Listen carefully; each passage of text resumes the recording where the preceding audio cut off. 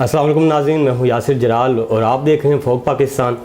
Broadsheet case क्या है? इस वक्त मीडिया में इस पर बड़ी बातें हो रही हैं और इसी हवाले से बात करने के लिए मेरे साथ उबैद भट्टी मौजूद हैं और इनसे पूछेंगे कि ये ब्रॉडशीट केस असल में है क्या। हुकूमत ये कहती है अपोजिशन के ख़िलाफ़ चार्जशीट है, अपोजिशन ये कहती है हुकूमत के ख़िलाफ़ चार्जशीट है। तो ये चार्जशीट है किसके ख़िलाफ़ और असल मुजरम कौन है, इसी पर बात करेंगे। अस्सलाम वालेकुम उबैद। वालेकुम सलाम। जी उबैद, मुझे ये बताएं कि ये ब्रॉडशीट, सबसे पहले तो ये बात करेंगे कि ब्रॉडशीट क्या है, असल में ये क्या है? ब्रॉडशीट बेसिकली एक इंटरनेशनल कंपनी है। ब्रॉडशीट LLC के नाम से वाशिंगटन में भी रजिस्टर्ड है, वहाँ इनका ऑफिस है। और इनके जो CEO हैं इस वक्त कावे मसावी, वो बरतानिया में होते हैं। और उनकी ज़ात के हवाले से भी बहुत सारी बातें हो रही हैं कि वो गोरा है या कहा जा रहा है कि बड़ा सस्पिशियस बंदा है। तो एक्चुअली वो गोरा नहीं है, वो बेसिकली ईरानी है और ब्रिटिश नेशनल है। और ईरान को भी उसके साथ बहुत सारे मसाइल हैं, क्योंकि ईरान के अंदर भी बहुत सारा करप्शन और करप्ट रजीम्स रहे हैं, तो वो उनके खिलाफ काम करते रहे, तो इस वजह से वो बरतानिया में है। और इनकी कंपनी का बेसिक काम जो है वो ह्यूमन राइट्स के ऊपर काम करना है। और करप्शन जो है वो भी ह्यूमन राइट्स में आती है, क्योंकि आप देखें कि करप्शन करने की वजह से ही इंसानों के हकूक़ जो हैं उनकी पामाली होती है। जब कोई भी हुकूमत करप्शन करती है या कोई भी सियासतदान करता है या कोई भी एक सिस्टम करता है, उसका अल्टीमेट असर पड़ता है आवाम के ऊपर। तो इनकी डोमेन में ये चीज़ें आती हैं कि ये दुनिया भर में जो करप्शन के मामलात होते हैं ना, इनके पास एक्सपर्टीज़ हैं, लॉयर्स हैं, इनको एक एक्सपीरियंस है, 30 साल तजर्बा इनका आर्बिट्रेशन का। तो ये उन हवालों से काम करते हैं। तो ब्रॉडशीट कंपनी बेसिकली उसका एक सिंपल सा जो एक इंट्रोडक्शन है वो यही है कि ब्रॉडशीट इस पे काम करती है। ये ब्रॉडशीट और पाकिस्तान, ये दोनों नाम एक साथ कैसे आ गए? मतलब कि क्या हुआ ब्रॉडशीट और पाकिस्तान, अब ये एक नाम क्यों है सामने? अच्छा, ये इस तरह से है कि परवेज़ मुशर्रफ जब आए थे 1999 में, मिलिट्री कू हुआ था 12 अक्टूबर का, तो उसके बाद उन्होंने नारा लगाया था जी हम एहतसाब करेंगे कि पाकिस्तान में सियासतदानों ने बड़ी लूट मार की है और बहुत सारे लोगों ने लूट मार की है। तो उन्होंने उस वक्त देखा, क्योंकि पाकिस्तान के पास इतनी सलाहियत नहीं थी, जो सीधी बात है आज भी इतनी नहीं है कि हमारे पास जदीद तरीन टेक्नोलॉजी नहीं है। हमारा जो एजेंसियाँ हैं, FI होगी या दूसरी तीसरी जितनी भी, तो वाइट कॉलर क्राइम जो होता है ना, उससे निपटने का इनके पास इतनी सलाहियत ही नहीं है। तो उस वक्त इन्होंने फैसला किया कि यार कोई ऐसी कंपनी देखी जाए जो कि दुनिया भर में हमें ढूंढ के बताया कि पाकिस्तानियों की जो जायदाद यहाँ से बाहर है, पाकिस्तान से बाहर, ज़ाहिर है लूट के यहाँ से लोग बाहर ले जाते हैं, तो वो कहाँ पे है। तो उस वक्त इन्हें सबसे सूटेबल जो कंपनी लगी वो ब्रॉडशीट लगी। और ब्रॉडशीट के साथ एक और कंपनी थी, इंटरनेशनल एसेट रिकवरी, ठीक है, वो कंपनी जो थी वो भी इसके साथ मुंसलिक थी। इन दोनों को एग्रीमेंट दिया गया कि आप हमें पूरी दुनिया में ढूंढ के बताएं कि पाकिस्तानियों के असासे कहाँ पे हैं। वो पाकिस्तानी कोई भी हो, चाहे सियासतदान, चाहे जर्नैल, चाहे कोई भी है। ब्रॉडशीट के साथ एग्रीमेंट शुरू हुआ। उन्होंने मुआहदे के अंदर 2 शिक्के शामिल करवाई थी और ये उनके CEO का कहना है कि हमें अंदाज़ा था कि जो डेवलपिंग कंट्रीज़ है ना, वहाँ पे एक इशू होता है कि वहाँ पे ना ये क्रूक्स बड़े ताकतवर होते हैं और बाद जहाँ डीलिंग हो जाती है, बड़े मामलात होते हैं। तो इस वजह से उन्होंने वो 2 शिक्के रखवाई कि ये मुआहदा किसी सूरत कैंसिल नहीं होगा। और फिर दूसरी चीज़ ये कि जब भी कुछ चीज़ हम लूट की जो रकम है वो आपको बताएंगे, तो उसमें से फिर 20% हम ले लेंगे, इसके अलावा 1 टका भी हम आपसे नहीं लेंगे। जैसे होता है ना कि आप पैसे दे के काम कराते हैं, तो इसमें ऐसा नहीं था। इसमें यह था कि जी ढूंढोगे लूटी भी दौलत, तो उसमें से 20% ले लोगे। 20%। अब ये काम शुरू हो गया। उन्होंने बहुत सारे लोगों की इन्फॉर्मेशन निकाल ली, जैसे कि उन्होंने बताया आफ्ताब शेरपाओ जो कि परवेज़ मुशर्रफ ने वज़ीर दाखिला लगाए थे, उनके अकाउंट इन्होंने एक जर्जी इलाका है तो वहाँ चैनल आइलैंड, वहाँ पर अकाउंट ढूंढे। पाकिस्तान वालों को बताया नैब को कि जनाब, नैब इनके साथ डील कर रहा था, क्योंकि नैब एक अदारा बनाया गया था स्पेशल इस काम के लिए कि जनाब ये इसके अकाउंट हैं। पाकिस्तानियों ने क्या किया, उन्होंने कहा जी इसका नाम लिस्ट से निकाल दो। और ये लिस्ट खुद इन्होंने उनको दी थी कि यार ये 200 अफराद पे हमें शक है, तो इनको ढूंढो। तो उन्होंने कहा कि जी हम किसी को सियासी विक्टिमाइज नहीं करेंगे, हम अक्रॉस द बोर्ड चलेंगे, जिसका होगा। इससे लिस्ट बढ़ भी सकती है और वो बढ़ भी गई। वो कहते हैं 2-4 लोगों के खिलाफ तहकीकात करना आसान होता है, 200 बंदे के काम बड़ा लंबा होता है, लेकिन हमने रिस्क लिया कि ठीक है ढूंढते हैं, हमें भी फ़ायदा होगा और चले इस मुल्क का भी फ़ायदा हो जाएगा। लेकिन जब उन्होंने बंदे ढूंढे, चीज़ें बताना शुरू की, इधर पाकिस्तान में इंतखाबात हो गए 2002 के। इंतखाबात जब हुए तो उसके अंदर परवेज़ मुशर्रफ ज़ाहिर एक डिक्टेटर था।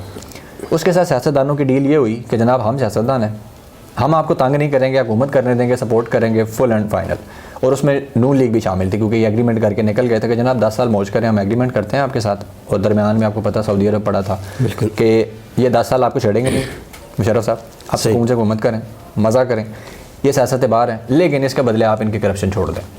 तो ये काम उन्होंने पीपल्स पार्टी के साथ भी किया, नून लीग के साथ भी, काफ लीग बन गई, पेट्रियाट ग्रुप बन गया। और ये बहुत सारे लोग, यानी जितने भी चोर करप्ट लुटेरे सब थे ना, उनको छूट मिल गई कि यार छोड़ो पिछली जो कुछ हुआ, बस आगे से एक नई ज़िंदगी शुरू करें। तो वो ये सारा असर किसको पड़ा? ब्रॉडशीट। क्योंकि ब्रॉडशीट ने पहले ये शिक शामिल कराई थी कि जनाब कल आपकी डील हो गई तो हम कहाँ जाएंगे, सही हो, ठीक है। तो ये वो असल मुद्दा था कि 2003 के बाद रोला ख़राब होना शुरू हुआ। जनरल अमजद उस वक्त जिनके चेयरमैन नैब थे, और तब उनके साथ अच्छा काम होता रहा, चीज़ें होती रहीं, कुछ लोगों के पैसे पकड़े, जैसे कि एडमिरल मंसूर हक की बात ले लें आप, नेवल चीफ थे 1994 से 97 तक, ठीक है। नवाज शरीफ ने आके इनको हटाया था, क्योंकि इसलिए उनको ये प्रॉब्लम था क्योंकि जरदारी के साथ मिलकर करप्शन की थी। सही। नवाज शरीफ के साथ मिलकर की होती तो वो अलग बात थी, फिर वो ना हटाते, तो उन्होंने हटाया था। वो बंदा अमेरिका भाग गया था, उसके अकाउंट उन्होंने पकड़े, बंदा पकड़ा, उसको FBI की मदद से पाकिस्तान उन्होंने एक्स्ट्राडिट भी करवाया। लेकिन बाद अज़ां पाकिस्तान की हुकूमत ने उनके साथ डील कर ली, तो वो अलग बात है कि उनको जो दोबारा से प्रिविलेजेस मिल गई, सब कुछ हो गया, लेकिन उन्होंने काम किया।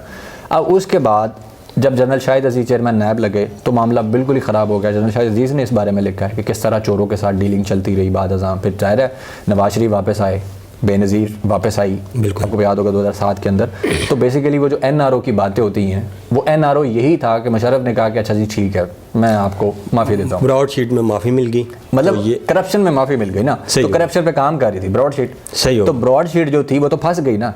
अब लेकिन रिटर्न एग्रीमेंट था, वो फंसा गया पाकिस्तान और नैब को।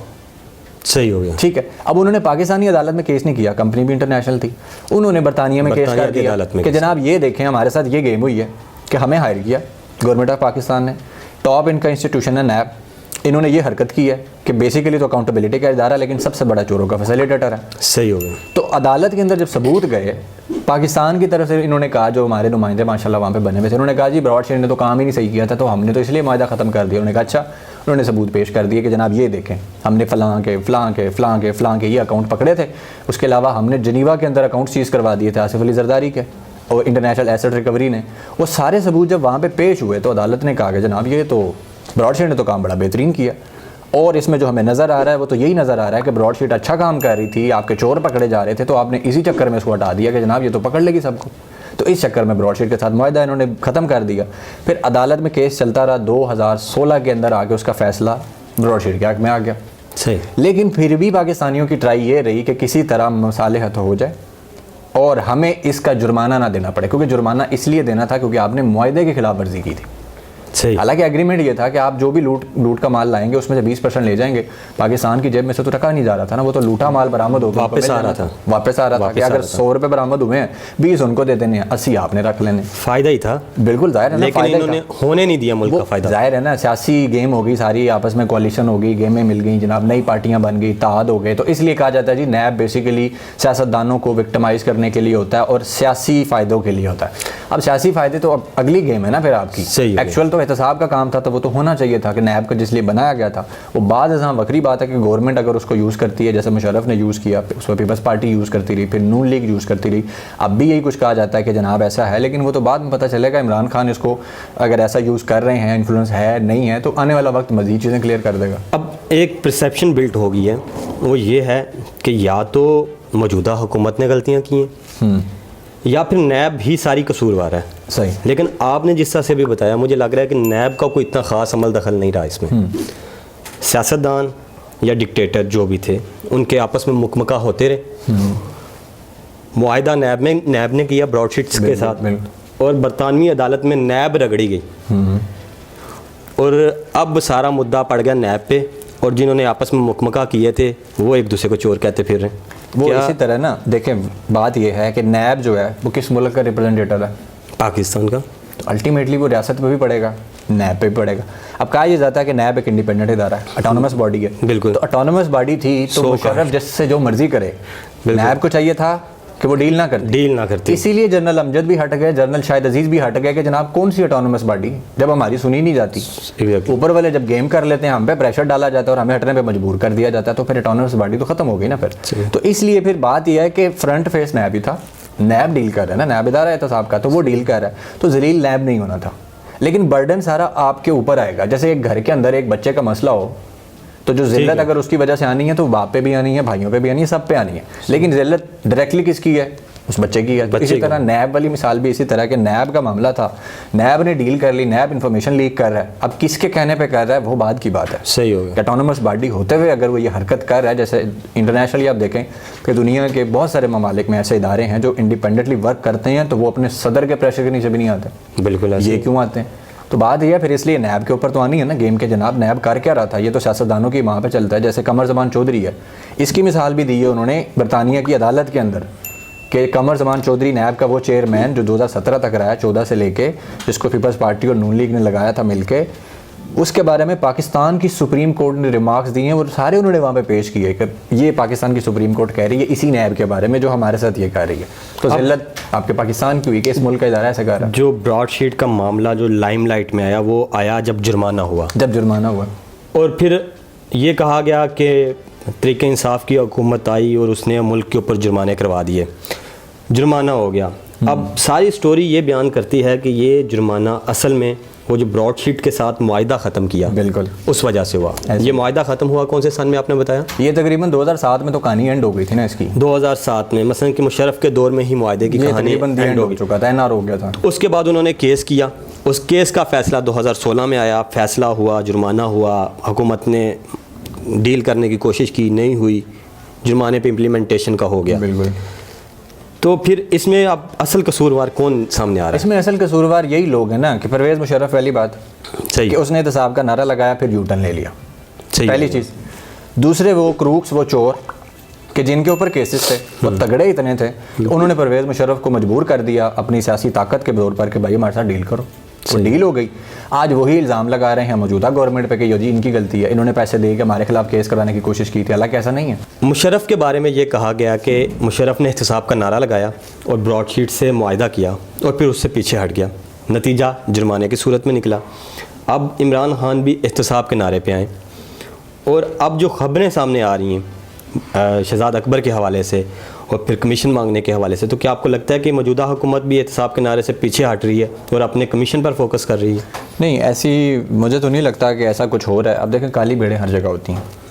इस डॉक्यूमेंट के अंदर वो सारी चीज़ें लिखी हैं। कावे मसावी ने रिपोर्ट की है कि दोबारा एग्रीमेंट होने की कोशिश हो रही थी, एक बंदा दरमियान में पड़ा, ज़फ़र नाम उसका था, ठीक है।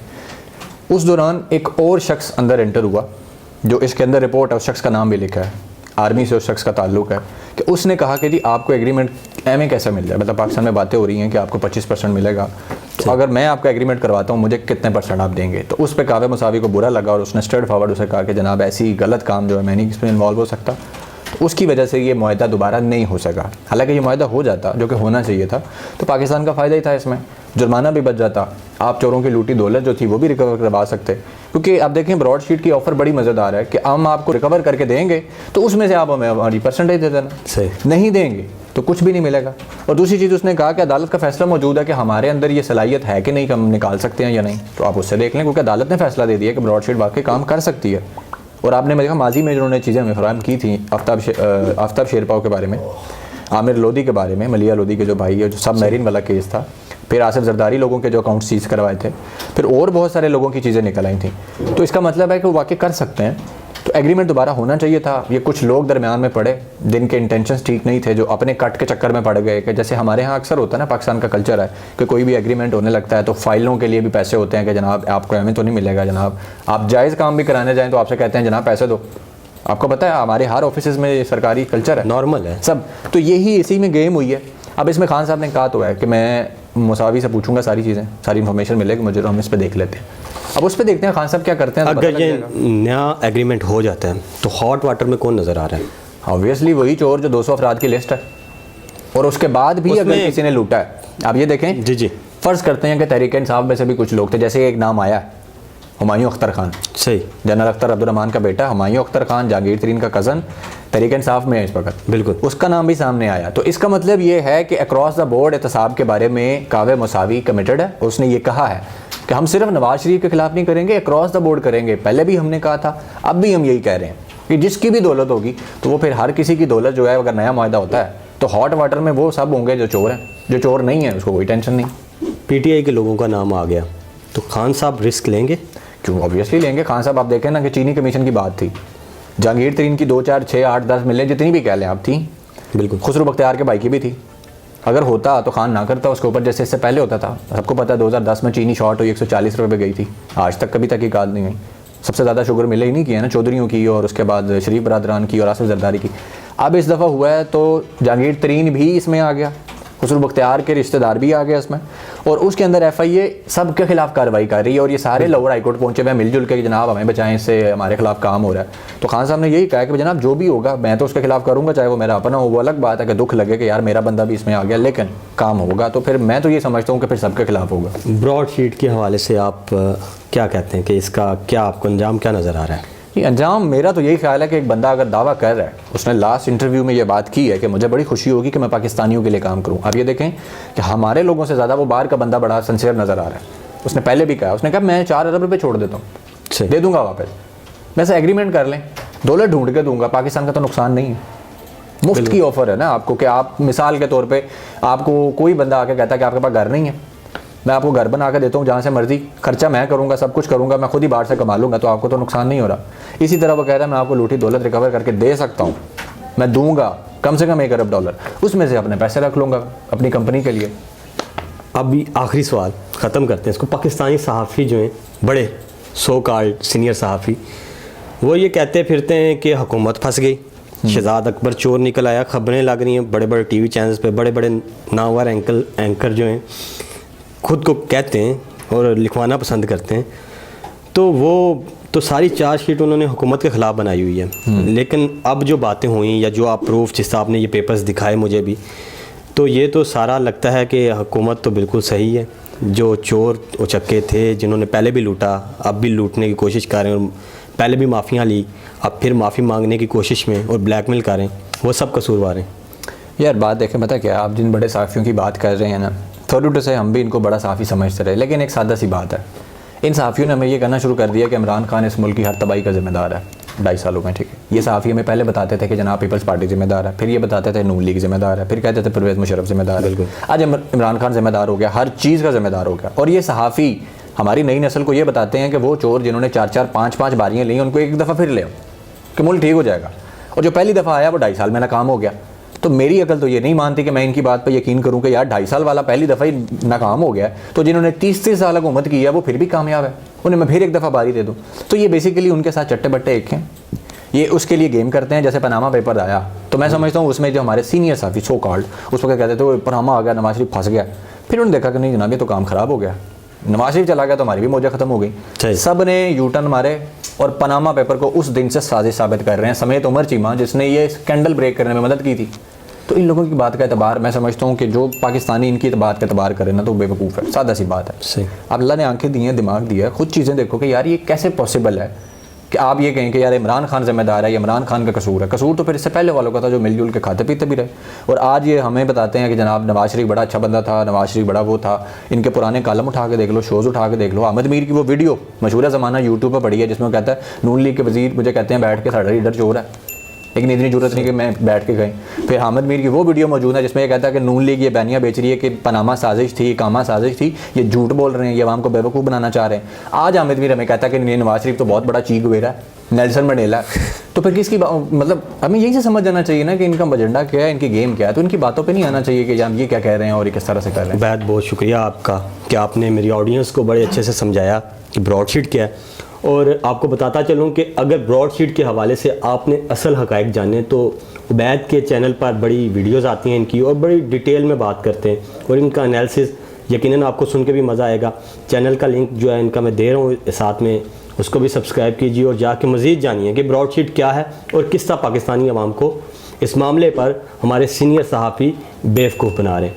मुझे यासिर जलाल को दीजिए इजाज़त। अल्लाह हाफ़िज़।